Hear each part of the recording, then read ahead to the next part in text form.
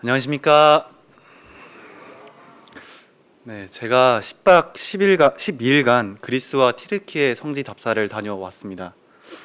어, 성지 답사를 통해서 정말 많은 곳을 방문하고 또 그곳에서 가이드분들과 또 앞선 형제님들을 통해서 많은 것들을 알게 되고 느꼈던 것들이 많습니다. 모두 다 이 전 지역을 전해드리기에는 시간이 부족해서 성경에 나와 있는 장소들을 위주로 간증을 나눠보려고 합니다. 네, 저희는 우선 1월 11일 목요일 저녁 9시에 이제 인천공항에 집결해서 성지 답사를 시작을 하였습니다. 가장 먼저 방문한 곳은 그리스 아테네 지역인데요. 아테네는 성경 말씀 사도행전 17장에 나와 있는 곳으로 이제 사도 바울이 2차 전도 여행 때 방문한 곳입니다. 책에서 봤던 이 아크로폴리스가 이렇게 아테네 시내 중심부에 위치하고 있었는데요. 지금도 이 아테네 신전 위에 이렇게 여러 신전들이 있던 것을 볼 수 있었습니다. 네, 다음 사진 보시면 이게 프로펠리아라고 하는 정문 신전인데요. 이곳을 아크로폴리스를 오르게 되니까 이 정문 신전을 먼저 이렇게 마주하게 되었는데 가이드분께서 이곳이 신전이라고 말씀을 해주시기 전까지 저는 이곳이 신전인지도 몰랐습니다. 여기 사진을 보시면 기둥이 6개이고 그 기둥 사이로 이제 5개의 길로 들어올 수 있는 것을 볼 수 있는데요. 이게 신의 손가락을 지난다라는 의미를 가졌다고 해요. 그래서 이곳을 지나서 저희가 여러 신전들을 볼 수 있었는데 그곳에서 이 파르테논 신전도 저희가 볼 수 있었습니다. 이곳에 여러 신전들을 보면 정말 정교하고 또 아름답게 지어진 것을 볼 수 있었는데 이렇게 지었던 게 이 건축 기법에 착시 효과를 주어서 이제 밑에 아크로폴리스 밑에 있는 아고라에서 이 신전들을 바라보아도 아름다운 형태를 유지할 수 있게끔 이렇게 지었다라고 합니다. 또 이전에는 이 신전의 쓰임에 대해서 이 신상을 모시는 어떠한 장소적인 역할로만 저는 이해를 하고 있었는데 이 당시 사람들은 이 신전을 그 신 자체로 여겼다고 합니다. 그래서 이 신전 앞에서 이제 신전을 향한 채로 제사를 드렸다라고 합니다. 네, 그리고 이곳에서 다 같이 이렇게 파르테논 신전 앞에서 단체 사진도 촬영을 했습니다. 네, 그리고 이제 아크로폴리스에서 이제 아고라로 내려왔는데요. 아고라는 장터라는 의미를 가졌다라고 합니다. 여기 사도행전 17장 17절 말씀을 제가 읽어보도록 하겠습니다. 회당에서는 유대인과 경건한 사람들과 또 장터에서는 날마다 만나는 사람들과 변론하니. 이 사도 바울이 이곳에서 장터에서 날마다 만나는 사람들과 변론을 하였다라고 하는데 이곳이 이 아고라라고 합니다. 네, 이곳이 아고라 전경인데요. 여기 보시면 아탈로스 주랑도 있었습니다. 이 아탈로스 주랑인데 이곳 지금 오른쪽에 보시면 여러 개의 문이 있는 것을 볼 수 있는데 이곳이 박물관이었습니다. 그래서 이 아고라에서 출토된 여러 유물들을 이 박물관에서 확인을 할 수 있었습니다. 다음으로 아덴 아고라에 있는 베마라고 하는 것인데요. 이 당시 사람들은 자신의 의견, 종교나 정치나 자기가 생각하는 바를 다른 사람들에게 이제 말을 하기 위해서는 이 베마라고 하는 자유 발언대에 위해서 말을 할 수 있었다라고 하는데요. 근데 이때 말을 할 때 제한 시간이 6분이었다고 합니다. 그래서 그 6분이라는 시간을 이제 재기 위해서 이 물시계 클렙시드라를 이용을 했다고 합니다. 사도 바울도 이곳 아고라에서 아테네에 있는 마른 사람들에게 이제 복음을 전할 때 이 베마에서 올라서 이 복음을 전했던 것을 생각해 볼 수 있었습니다. 네, 다음으로 이건 사도행전 17장 19절을 말씀을 보시면 그를 붙들어 아레오바고로 가며 말하기를 내가 말하는 이 새로운 가르침이 무엇인지 우리가 알 수 있겠느냐. 그를 붙들어 아레오바고로 이제 아덴 사람들이 끌고 간 것을 이제 말씀을 통해서 볼 수 있는데요. 지금도 이 아고라에서 아레오바고로 올라가는 그 길이 지금도 남아있는 것을 볼 수 있었습니다. 이곳이 아레오파고입니다.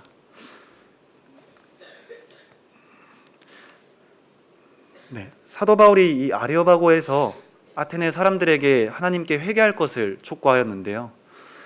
제가 이전에 단순히 성경을 읽었을 때는 이 아레오파고라는 언덕 위에서 사도 바울이 복음을 전했구나 이 정도로만 이해를 하고 있었는데, 이곳에 서서 보니까 뒤에는 아까 보았던 그 5개의 신전이 있는 아크로폴리스가 있는 상황이고, 앞으로는 아까 보았던 아고라가 있는 상황이었습니다. 그 당시 이 아테네는 그 시대 최고의 철학자들, 에피쿠로스 철학자들, 그리고 스토아 철학자들, 그리고 유대인들도 거주하였었는데요.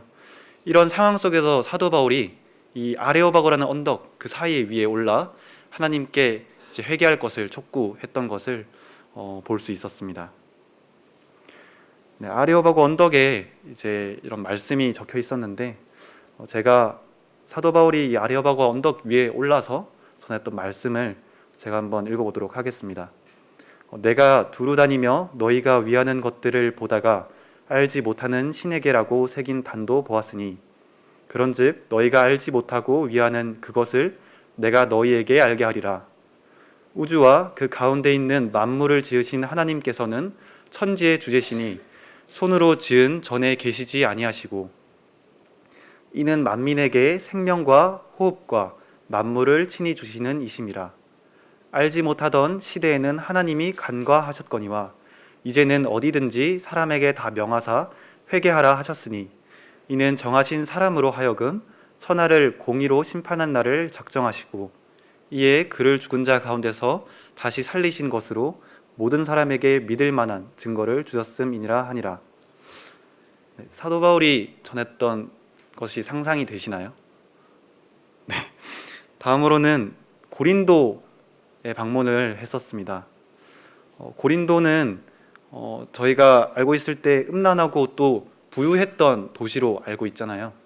저도 말씀을 읽었을 때와 그리고 또 배웠을 때 그렇게 막연하게 알고 있었는데, 이곳에서 가이드분을 통해서 또 여러 설명도 듣고 또 이곳의 여러 유물들을 보니까 이곳이 왜 타락할 수밖에 없었는지 고린도 사람들이 조금은 이해가 됐었습니다. 네, 고린도 도시가 부유할 수밖에 없었던 이유는 고린도 지역의 지형적인 특성 때문인데요. 여기 보시면 이 고린도가 2개의 항구를 지닌 지협입니다. 그래서 이 소아시아에서부터 에게해를 타고 이제 이 고린도로 이 물건이 넘쳐났고, 또 이 유럽에서 이오니아해를 넘어서 이 고린도로 와서 이 물건들이 굉장히 넘쳐났다고 합니다. 그래서 이 고린도에는 많은 상인들과 선주들이 거주하였다고 하는데요. 네, 여기 보시면 아까 보았던 그 고린도를 확대한 지도입니다. 네, 보시는 것과 같이 겐그리아 항구와 레카이온 항구가 있는 것을 볼 수 있는데요. 네, 그리고 고린도에는 디올코스라는 것이 있었습니다. 디올코스는 이 샤론만에서부터 고린도만까지 배를 육지로 끌어올려서 사진을 보시는 것 같이 롤러로 이렇게 끌어서 배를 옮겨주는 시스템을 의미를 하는데, 이 디올코스를 이용함으로써 이 그리스의 필로포네스 반도를 돌아서 가지 않고 바로 이렇게 시간과 거리를 단축시켰을 뿐만 아니라 이 필로포네스에서 일어나는 바람과 이 파도로부터 난파의 위험도 줄일 수 있었다고 합니다. 그래서 고린도에는 많은 사람들이 거주하게 되고 굉장히 부유한 도시가 됐었습니다. 이곳에 저희가 방문을 해서 지금도 이 디올코스가 남아있더라고요. 그래서 이 롤로 자국이 선명히 남아있는 디올코스도 저희가 볼 수 있었습니다. 지금은 이 디올코스를 운영하지 않고 그 세계 3대 운하 중 하나인 고린도 운하가 있습니다. 그래서 아까 보았던 에게에서 이오니아해로 배가 직접 이렇게 이동을 한다고 합니다. 그래서 이렇게 단체 사진도 함께 촬영을 했습니다. 다음으로 고린도 아크로폴리스를 갔는데요. 고린도 아크로폴리스는 해발 574m의 높은 산이라고 합니다. 네, 여기 보시면 아크로 고린토스라고 적혀 있는데요. 제가 이곳 정상에 올라서 고린도의 사진도 찍었습니다. 네, 고린도 아크로폴리스 정상에는 아프로디테 신전터가 있었습니다.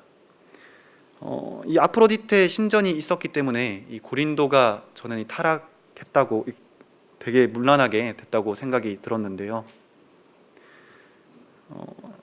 이전에 제가 알고 있기로는 아프로디테 여신이 미의 여신이자 그리고 다산의 여신으로 알고 있었어요. 근데 이 고린도 이 지역에서는 아프로디테를 다산과 이제 미의 여신뿐만 아니라 바다의 여신으로 여겼다고 합니다. 이러한 이유는 그리스 로마 신화에서 볼 수 있는데, 이 아프로디테의 탄생 배경이 그 우라노스라고 하는 신의 성기가 바다에 빠졌는데, 그 바다에서 거품이 일어나 태어나게 된 게 이 아프로디테 여신이라고 해요. 그래서 이 고린도 지역에 있는 사람들은 이 아프로디테 여신을 바다의 여신으로 이제 여겨서 이곳 고린도에 머물다가 이제 떠날 그 상인들과 그리고 선주들, 이런 사람들이 그곳을 떠나기 전에 이 신전에 올라서 정결 예식을 했다고 합니다. 근데 이때 했던 정결 예식이 이 신전에 있는 여사제들과 음행을 하는 것이었다고 합니다.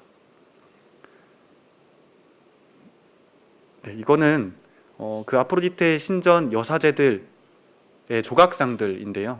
이들을 헤이타라라고 불렀습니다. 고린도 지역 그리고 이 시대 당시에는 여자가 사회적 지위로 굉장히 낮았는데요. 이 헤이타라들만큼은 사회적 지위가 꽤 높았다라고 합니다. 그래서 이들이 하는 머리 스타일, 또 이들이 하는 말투, 혹은 이들이 하는 옷차림이 많은 고린도 여성들에게 이제 영향을 주었다라고 해요. 그래서 고린도 성도들도 이러한 영향을 받았을 거라 추측한다고 합니다. 네, 다음으로 고린도 아크로폴리스 밑에 있는 아고라에 방문을 하였습니다. 네, 그 아고라에 있는 고린도 고고학 박물관을 먼저 갔는데요. 이곳에서 고린도 청동 거울도 볼 수 있었고, 또 아프로디테 조각상 머리도 볼 수 있었습니다. 네, 이 고린도 청동 거울은 그 고린도전서 13장에 나오는 지금은 거울을 보는 듯 희미하나에 나오는 이 거울을 의미한다고 합니다. 지금은 거울 보시면 굉장히 이렇게 깨끗하게 이렇게 저희가 선명하게 잘 보이잖아요. 근데 이 당시 거울은 이렇게 희미하게 보였다라고 합니다.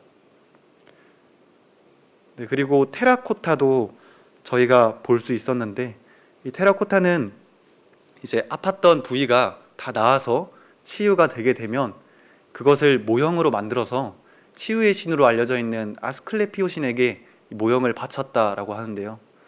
지금 사진 위에 보시면 성에 관련된 그런 신체 부위가 많은 것을 볼 수 있는데, 이만큼 고린도가 타락했다는 것을 생각해 볼 수 있었습니다. 그리고 고린도 아고라에서도 그 배마를 볼 수 있었습니다. 사도행전 18장에 나오는 이제 갈리오가 총독으로 이 고린도에 오게 되고 사도 바울이 재판 자리에 올랐을 때 그 재판 자리가 이 배마라고 합니다. 또 고린도 아고라에서 이제 밑쪽으로 내려와서 에라스도의 비문 자리도 저희가 갔었는데, 에라스도는 로마서 16장 23절에 이제 나오는 인물로 이제 고린도의 재무관이었다라고 합니다. 사진에 보시는 것 같이 에라스투스라고 적혀 있는 것을 볼 수 있었습니다. 이렇게 성경에 나와 있는 인물이 이렇게 유적의 유물로 남아 있는 것을 보면서 2000년이 지난 지금이지만 정말 성경이 사실에 근거해서 쓰여진 책이라는 것을 다시 한번 이곳에서 느낄 수 있었습니다. 네, 그리고 이스티미아라고 하는 곳을 방문을 하였는데요. 이스티미아는 사도 바울이 그 서원을 하고 또 머리를 밀었던 겐그리아의 위성 도시라고 합니다. 이곳은 이제 선주들과 그리고 많은 상인들이 고린도를 떠나기 전에 이곳에 방문해서 마사지와 또 목욕 문화를 즐겼다라고 하는데요. 또 이스티미아의 경기장도 저희가 방문을 했었습니다. 이곳에서 저희가 달리기 경기도 재현을 해보았는데요. 함께 시청하도록 하겠습니다.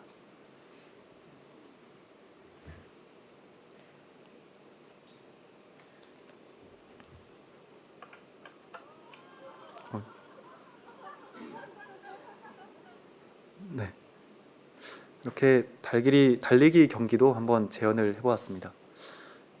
이스티미아에는 운동 문화가 굉장히 발달했었는데 2년마다 운동 경기를 열었다고 해요. 그래서 오전 경기, 복싱, 레슬링, 또 달리기, 멀리뛰기 등 이러한 운동 문화가 있었는데 이 당시 남성들만 참여를 할 수 있었다라고 합니다.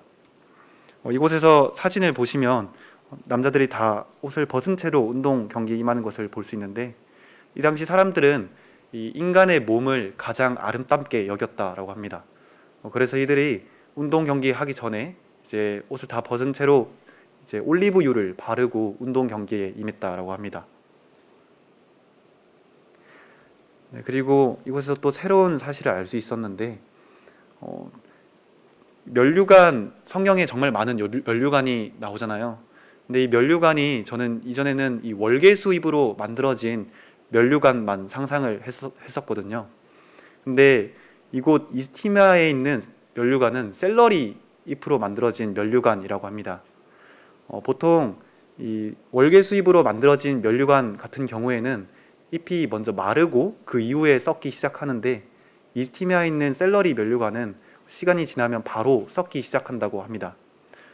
그래서 이곳 고린도에서 많은 이런 유물들과 또 많은 이런 역사적 그리고 신화적인 그런 것들을 통해서 고린도 후서를 조금 더 깊이 이해할 수 있게 되는 그러한 계기가 되었습니다. 사도 바울이 고린도 전서를 통해서 고린도 성도들에게 전했던 그 메시지를 올바르게 이해하기 위해서는 문화와 역사도 중요하지만 또 신화도 알 필요가 있겠구나, 이러한 생각도 들었습니다. 또 우리가 이 세상을 살아가면서 이 고린도 여성도들이 그런 여사제 테이타라에게 영향을 받았던 것과 같이 우리도 이런 세상을 살아가면서 문화에 자연스럽게 영향을 받고 있는 게 있지 않은가 또 생각을 해보는 시간을 가졌습니다. 다음으로 베레아에 갔는데요. 베레아는 이제 성경 말씀에 짧게 적혀 있는 짤막하게 적혀 있는 곳이지만 저희가 정말 본받고 또 많이 이제 이러한 사람들이 되고 싶은 그런 사람들인데 이곳 베레아에 가니까 이곳 사람들이 자신들이 성경에 쓰여진 사실을 알고 있다고 합니다. 너그럽다라는 말씀이 있잖아요. 그래서 그런지 이 베레아 사람들이 굉장히 너그러운 편이라고 합니다. 네, 그래서 이곳 베레아에 있는 사도 바울 기념교회도 갔습니다. 사도 바울 기념교회에서 이제 사도 바울이 직접 이곳에서 복음을 전했다라고 알려진 연단도 볼 수 있었고 또 좌우로 보이신 것 같이 사도 바울이 복음을 전할 때 말씀을 듣는 베레아 사람들의 그 모자이크도 저희가 볼 수 있었습니다. 이곳에서 김종만 형제님께서 베레아 사람들의 태도적인 부분에 대해서 우리가 묵상하고 교훈을 받아야 된다라고 말씀을 해주셨는데 사진을 보시면 사도 바울이 복음을 전하는데 이제 복음을 전한 사람의 눈을 마주치고 복음을 듣는 사람, 그리고 또 글을 적는 사람, 또 말을 할 때 입을 가리고 이제 복음을 전하는 데 방해가 되지 않게끔 작게 말하는 사람들 등 이들의 태도적인 부분에 대해서 교훈을 받아야 된다고 하였습니다. 그리고 성경 말씀에 성경을 상고함으로 베레아 사람들이 성경을 상고했다라는 말씀을 볼 수 있는데 이 성경을 상고하기 위해서는 말씀을 들을 때 적고 집에 돌아가서 이것이 그러한가 연구를 했다라는 의미로 받아들일 수 있다라고 말씀을 해주셨어요. 그래서 이러한 태도적인 부분에 대해서 우리가 베레아 사람들과 같이 본을 받아야 된다, 이런 교훈을 받게 되었습니다. 네, 그리고 베레아에 있는 유대인 회당에도 저희가 방문을 했습니다. 사도 바울이 복음을 전할 때 늘 방문한 곳이 회당이잖아요. 근데 이 회당은 사도 바울이 직접 복음을 전했다라고 알려진 그 회당 터 위에 지어진 회당이라고 합니다. 네. 이 당시 회당을 짓기 위해서는 그 지역에 성인 유대인 남성 성인 유대인이 10명이 있으면 그 지역에 회당을 짓게 되는데요. 이 회당에 있는 위치 특징이 있습니다. 지금 보시면 트리포타모스 강 주변에 지금 유대인 회당이 있는 것을 볼 수 있는데, 유대인들은 정결 예식을 행하기 위해서 이 흐르는 강 주변에 이 유대인 회당을 지었다라고 합니다. 그래서 저희가 뒤편에 있는 트리포타모스 강도 저희가 볼 수 있었습니다. 다음으로 암비볼리와 아볼로니아를 갔었는데요. 네. 암비볼리와 아볼로니아는 사도행전 17장 1절에 딱 한 구절 적혀 있는 장소입니다. 근데 이곳을 기획팀께서 기획하시고 우리가 또 이곳을 방문한 이유가 있었습니다. 사도행전 17장 1절 말씀을 보시면 그들이 암비볼리와 아볼로니아로 다녀가 데살로니가에 이르니 라는 말씀을 볼 수 있는데요. 여기에 다녀가 라는 표현이 헬라어로는 디오듀오인데 단순히 다녀갔다라는 의미가 아니라고 합니다. 두루 여행하다 그리고 머물고 떠났다 라는 의미라고 합니다. 그래서 사도 바울이 이 데살로니가로 이동하기 전에 암비볼리와 아볼로니아에 다니면서 복음을 전했다라고 새롭게 말씀을 이해할 수 있었습니다. 사진에 보시는 것과 같이 아볼로니아에 이제 바울이 설교했다고 알려진 연단을 저희가 갔었고요. 이곳에서 다 함께 단체 사진도 촬영을 했습니다. 다음으로 암비볼리에 갔는데요. 암비볼리에도 초대교회 터로 알려진 장소가 5곳 정도 있다고 하는데 저희가 그곳은 방문하지 않았고 이곳 암비볼리에 있는 사자상에 갔습니다. 이 사자상은 알렉산더 대왕이 이제 시리아 총독 그 용병 대장인 라오메돈 장군의 용맹함을 기념하기 위해서 만든 사자상이라고 하는데요.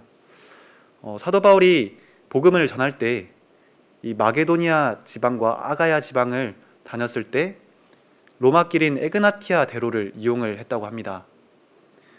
네, 그런데 이 사자상이 에그나티아 대로 옆에 바로 위치하고 있는데요. 그래서 사도 바울도 분명히 복음을 전하러 가는 길에 이 사자상을 보았을 것이다. 이제 추정돼서 저희가 이곳을 방문해서 사진도 촬영을 했습니다.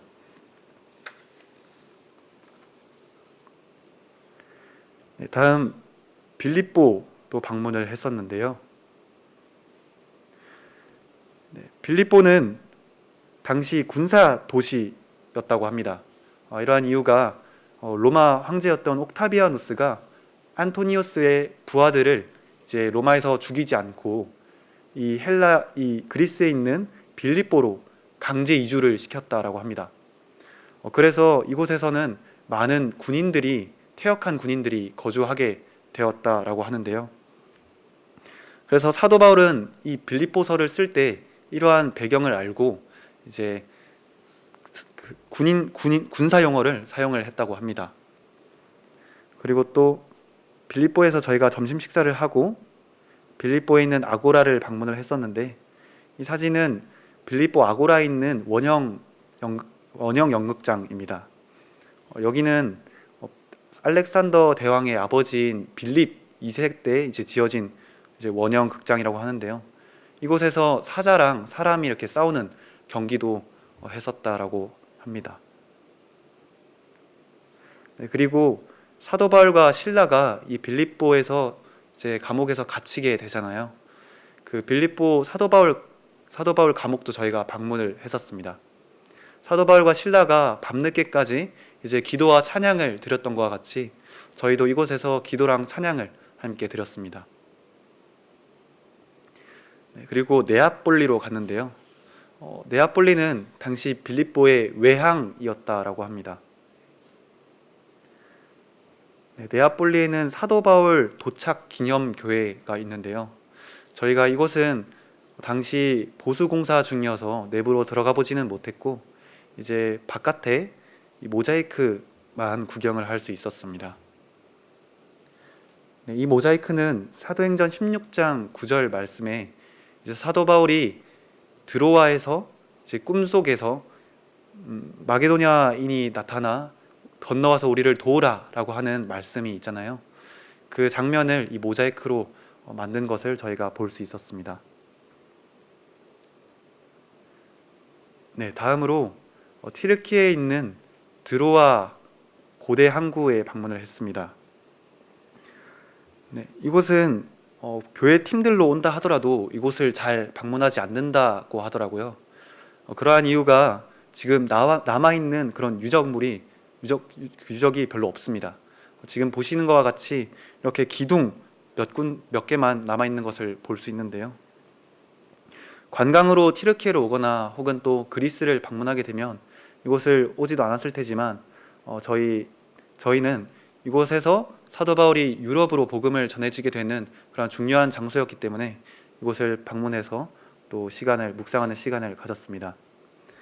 이곳에 있을 때 이 사도 바울이 복음을 전하기 위해서 비두니아로 가기를 원했지만 예수님의 성령님께서 막으시고 또 에베소가 있는 아시아 지역으로 복음을 전하기를 원했지만 이제 성령님께서 막으셨다는 말씀을 사도행전에서 볼 수 있는데 결국 사도 바울이 이 바다가 있는 드로아에까지 오게 되잖아요. 그러한 상황을 그러한 사도 바울의 마음을 저희가 이곳에서 생각해보는 시간을 가졌습니다. 이곳에서 김종만 형제님께서 하나님께서 하나님의 일을 하더라도 때로는 하나님의 일을 막으시기도 하신다 이런 말씀을 해주셨고 또 그렇게 막으시기도 하시지만 하나님께서는 새로운 길을 예비하고 계신다라는 말씀도 해주셨습니다. 그래서 성도님들과 함께 이곳에서 묵상하는 시간을 가졌었습니다.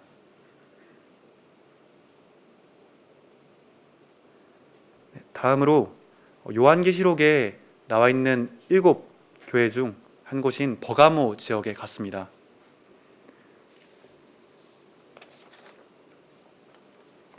네, 사도 바울이 서신서를 쓸 당시랑 그리고 또 요한계시록이 쓰여질 당시에는 이와 같이 교회의 건축물이 없었습니다. 당시에는 가정이나 작은 공간에서 예배와 기도를 드렸는데요. 지금 보시는 교회들과 또 전에 봤던 교회들은 이제 로마가 이제 기독교를 313년 국교로 공인된 이후에 지어진 건축물로 보시면 될 것 같습니다. 이 버가모의 레드홀이라는 교회를 저희가 방문을 했는데요. 이곳은 이집트의 태양의 신인 세라피스 신전을 이제 교회로 변경하여 사용된 곳이었다고 합니다. 이곳을 방문하고 저희는 또 이 버가모에도 아크로폴리스가 있었는데요. 이 버가모에 있는 아크로폴리스를 저희가 케이블카를 타고 올라갔었습니다. 네, 케이블카를 타고 올라가니 이 버가모의 아크로폴리스에도 굉장히 많은 신전들을 볼 수 있었는데요. 네, 요한계시록 2장 말씀을 제가 읽어보도록 하겠습니다. 버가모 교회 사자에게 편지하라. 좌우에 날선 검을 가지신 이가 이르시되 내가 어디에 사는지 내가 아노니 거기는 사탄의 권자가 있는 데라. 내가 내 이름을 굳게 잡아서 내 충성된 증인 안디바가 너희 가운데 곧 사탄이 사는 곳에서 죽임을 당할 때에도 나를 믿는 믿음을 저버리지 아니하였도다. 네, 이곳에서 사탄의 권자라는 표현이 나오는데 이 사탄의 권자가 이곳에 있는 제우스 재단터라고 합니다. 네, 이곳에서 충성된 증인 안디바가 순교를 하였는데요. 이러한 신전 여러 신전들이 있고 또 안디바가 순교를 당하더라도 믿음을 저버리지 않았다라는 말씀을 볼 때 이 버가모에 있는 성도들의 그 믿음에 대해서 다시 한번 생각을 해보게 되었습니다.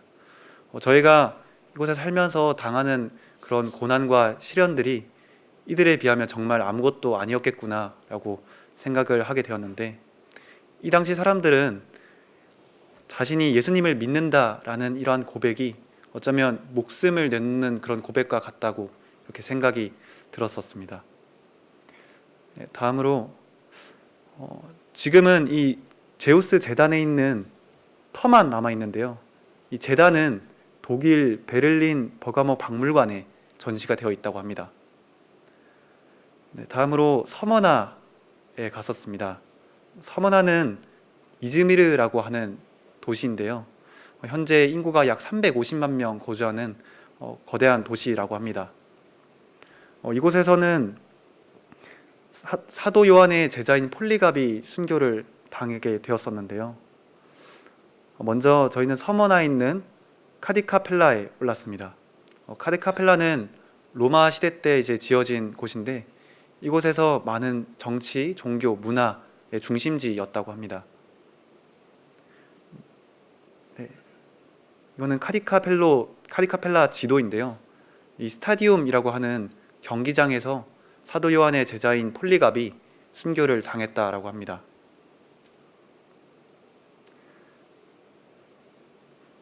폴리갑이 순교를 당할 때 재판관이 그 폴리갑을 딱하게 여겨서, 너가 만약에 한 번만 예수님을 모욕한다면 너의 목숨을 살려주겠다라고 말을 하는데요. 이 폴리갑은 이렇게 고백을 합니다. 나는 86년 동안 그분을 섬겨오는 동안 그분은 한 번도 나를 부당하게 대우하신 적이 없었소. 그런데 내가 어찌 이제까지 섬겨온 나의 구원자, 나의 왕을 모독할 수 있겠소. 폴리갑은 한 번만 이제 세상과 타협을 했더라면 목숨을 부지할 수 있었을 텐데, 그는 끝까지 그 믿음을 지켰었습니다. 다음으로 에베소에 갔었습니다. 에베소는 사도 바울이 무려 3년 반 동안 거주하면서 그쪽에 있는 사람들에게 하나님에 대해서 전하고 가르쳤었는데요. 그리고 또 요한계시록에서 이제 7교회 중 가장 먼저 작성된 교회가 이 에베소 교회입니다. 네, 에베소는 이제 지금 두 개로 나눠져 있는데요. 고대에는 이 셀축이라고 하는 도시에서 이제 사람들이 모여 살았는데, 이곳에서 지진이 일어나서 이 아이야 솔록이라는 곳으로 사람들이 이제 이동하게 되고, 이곳에서 사람들이 많이 살게 되었다라고 합니다. 저희는 먼저 아이야 솔록에 있는 사도 요한 무덤 기념교회를 갔는데요. 네, 이렇게 기념교회를 갔었습니다. 또 사도 요한의 무덤도 볼 수 있었습니다. 그리고 사도 요한 기념교회 이제 안에 있는 침례탕도 저희가 볼 수 있었습니다.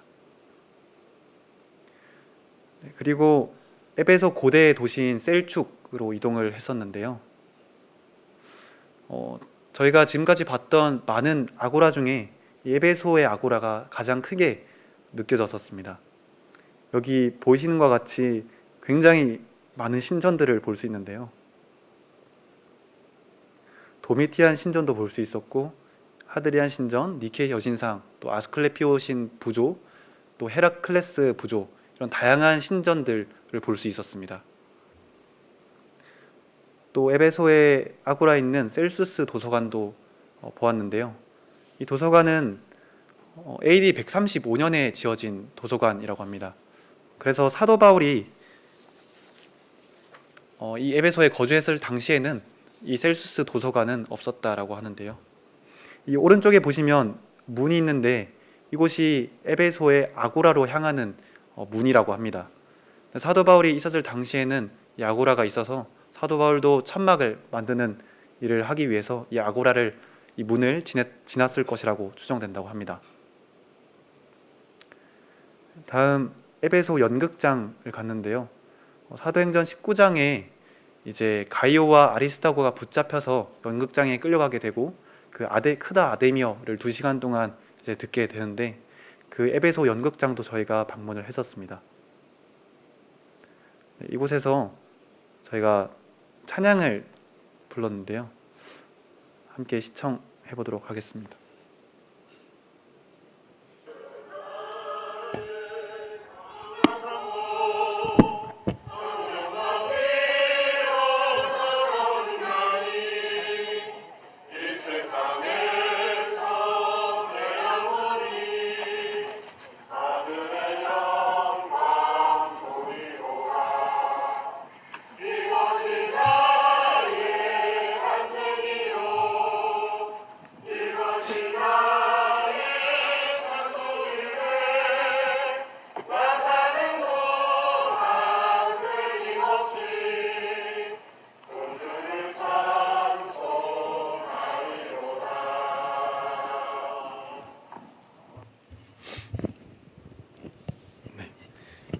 에베소 연극장에서 다 함께 찬양도 드리고 또 이곳에 있는 마리아 기념교회도 저희가 방문을 했었습니다. 네, 또 셀축 주변에 아데미 신전터에 갔었는데요. 지금 제가 있고 또 옆에 큰 기둥이 있는 것을 볼 수 있는데 이 기둥이 무려 127개나 됐었다고 합니다. 이 당시 고대 7대 불가사의 중 하나라고 이제 하는데 이렇게 거대한 아데미 신전이 있음에도 불구하고 하나님의 복음이 이곳에 전파되게 되고 이 은장색이 생계의 위협을 느낄 정도로 복음이 전파되었다는 것을 볼 때 하나님의 역사하심에 대해서 다시 한번 생각해 보게 되었습니다. 또 에베소 박물관에 가서 이 아데미 여신상도 볼 수 있었습니다. 다음으로 이제 사도 바울이 1차 전도 여행 지역이었던 여러 지역들을 방문을 했었는데 저희가 타우루스 산맥도 저희가 갔었고요.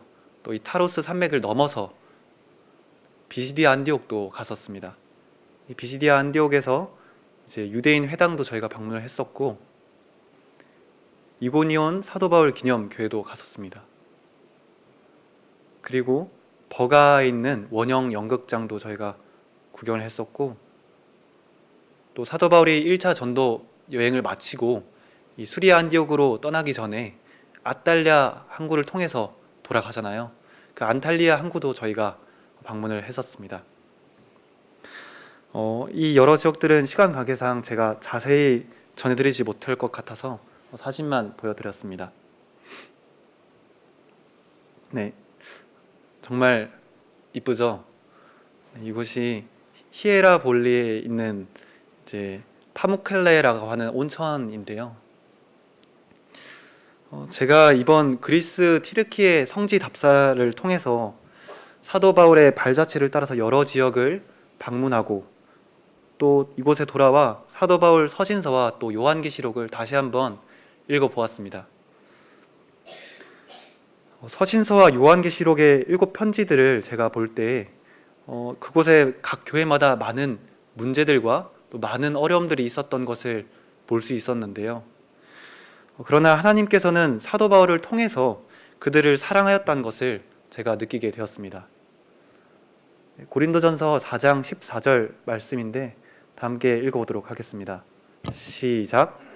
내가 너희를 부끄럽게 하려고 이것을 쓰는 것이 아니라 오직 너희를 내 사랑하는 자녀같이 권하려 하는 것이라. 이들을 정죄하고 부끄럽게 하려고 하는 것이 아니라 사랑하는 마음으로 이들을 돌이키게 하려고 하였던 하나님의 마음을 느낄 수 있었습니다.